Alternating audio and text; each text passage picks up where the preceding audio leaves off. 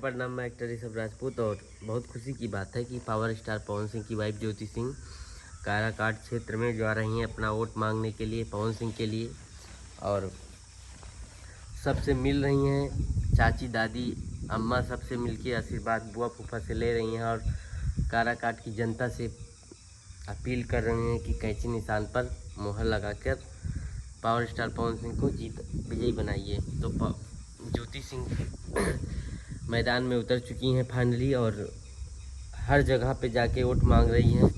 और उतरी इसलिए है कि उनकी तबीयत ख़राब हो गया था पावर स्टार पवन सिंह का थोड़ा एक दिन और रेस्ट पे थे, इसीलिए वो उनको लगा नहीं अब हमको जाना चाहिए और उतरना चाहिए मैदान में। और दौड़ रहे हैं, थोड़ा गर्मी है इतना, इसीलिए तो हो गया। तो इसीलिए ज्योति सिंह भी मैदान में उतर गई हैं और बराबर कंटिन्यूटी वोट मांग रही हैं और हर लोगों से मिल रही हैं, हर महिलाओं से मिल रही हैं और सबका प्यार भी मिल रहा है। रैली भी कर रही हैं, कहीं कहीं पे, कहीं कहीं गांव में जाके भी वोट मांग रही हैं।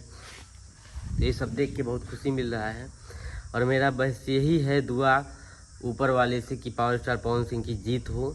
बस मैं यही चाहता हूँ कि पावर स्टार पवन सिंह निर्दल जीत के दिखाएं, निर्दल दिल्ली तक जाएं वो।